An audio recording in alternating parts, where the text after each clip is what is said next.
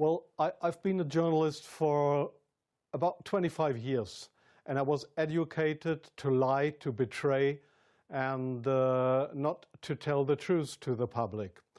But seeing right now, within the last months, how far how the German and American media tries to bring war to the people in Europe, to bring war to Russia.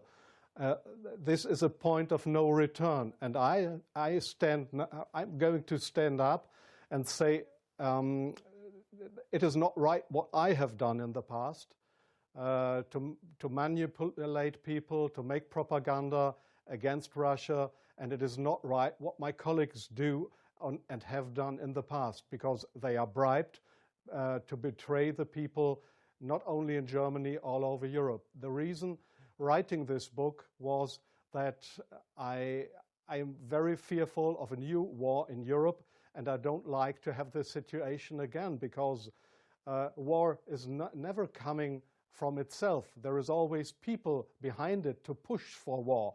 And this is not only politicians, this is journalists too. And I just have written in the book how we have betrayed in the past our readers just to push for war, and because I don't want this anymore. I'm fed up with this propaganda. We live in a banana republic and not in a democratic country where we have press freedom, where we have human rights. If you see the German media, especially my colleagues who day by day write against the Russians, who are in transatlantic organizations and who are supported by the United States to do so, well, people like me, I became an honorary citizen of the state of Oklahoma in the United States. Just why? Just because I write pro-American. I wrote pro-American. I was supported by the Central Intelligence Agency, by the CIA. Why? Because I should be pro-American. I'm fed up with it. I don't want to do it anymore. And so I've just written a book not to earn money. No, it will cause a lot of trouble for me, just to give the people in this country, in Germany, in Europe, and all over the world, just to give them a glimpse of a view what goes up behind the closed doors. Yes, there is many examples for that. If we go just back to history, if you go into the year 1988, if you go to your archives, you will find in March 1988 there was in Iraq,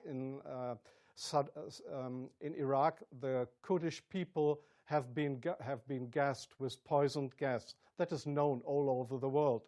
But in July 1988, they sent me to a town called SUB-ITA, that is on the Iraqi-Iranian border. There was war. It was war between the Iranians and the Iraqis, and I was sent there to photograph how the Iranians have been gassed with poisoned gas, with German poisoned gas. You call it Lost and Zarin, mustard gas, made by Germany. They have been gassed, and I was there to make photographs how these people have been killed by poisoned gas from Germany. When I came back to Germany, there was just one small photo in a newspaper, in the Frankfurter Allgemeine, and there was one small article not writing how impressive, brutally, how unhuman, how terrible it was to kill decades after the end of the Second World War, people with German poisoned gas. So this was a situation I feel misused for having been there, and just to give a documentary what has been done, but not being allowed to cry out to the world what we have done behind closed doors. Up to today, it's not well known in the public that with German public gas, there have been hundreds or thousands of people gassed in this city of SUB-ITA. Now, you ask, what have I done for intelligence agencies? So, please see, most of the journalists you see in foreign countries, they claim to be journalists, and they might be journalists, European or American journalists, but many of them, like me in the past, are so-called non-official cover. That's what the Americans call that. I have been a non-official cover. Non-official cover means what? It means you too work for an intelligence agency. You help them if they want you to help them, but they will never, when you are locked, or when they find out that you are not only a journalist but a spy too, they will never say, "Oh, this was one of our guys." They will not know you. That means non-official cover.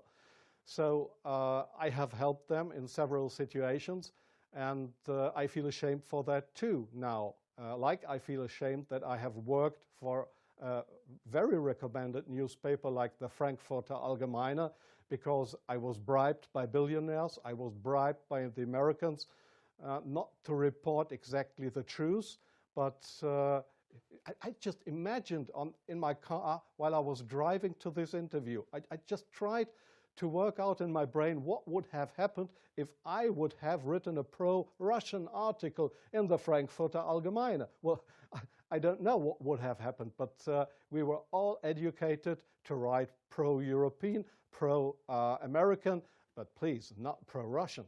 So I'm very sorry for that, but this is not what I understand for democracy and for press freedom. I'm very sorry for that.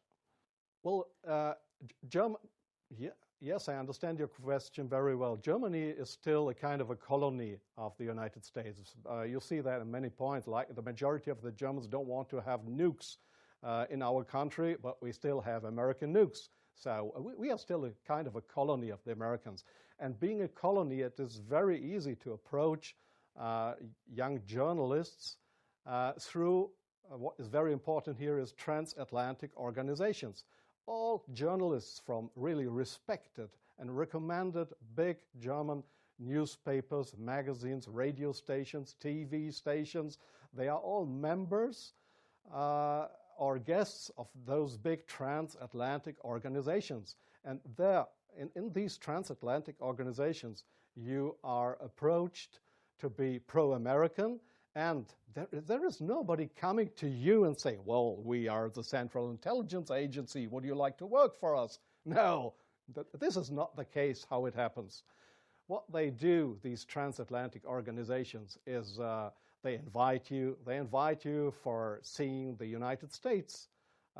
They pay for that. They pay all your expenses and everything.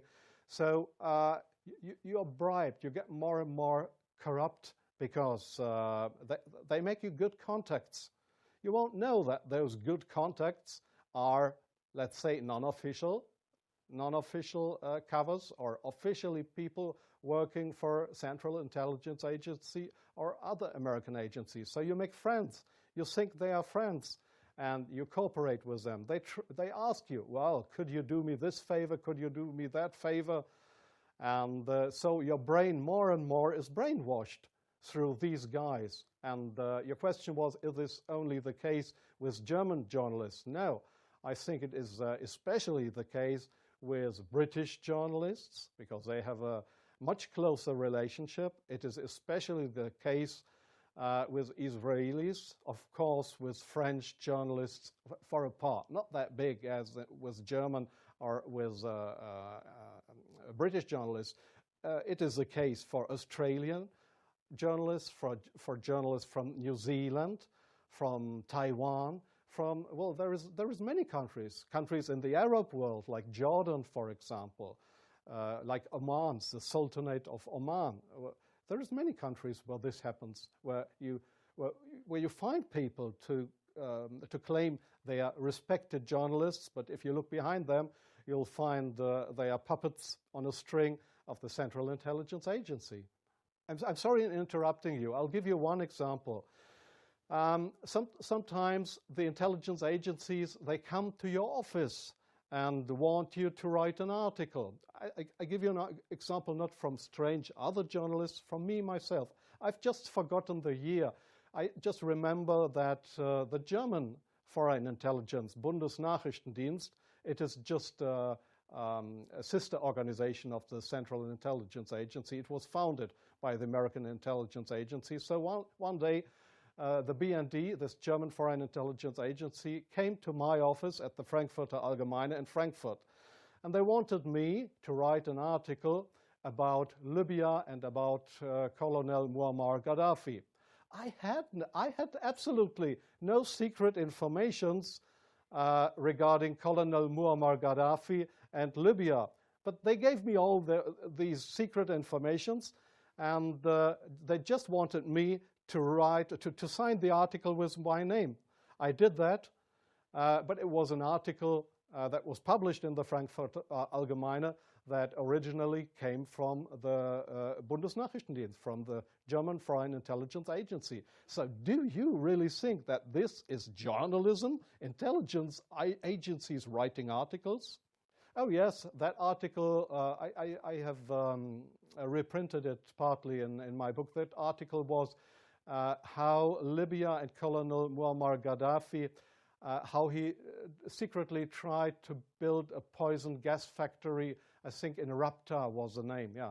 And I got all those informations. It was a story that was printed worldwide 2 days later. But I had no information on that. It was the intelligence agency that wanted me to write this article.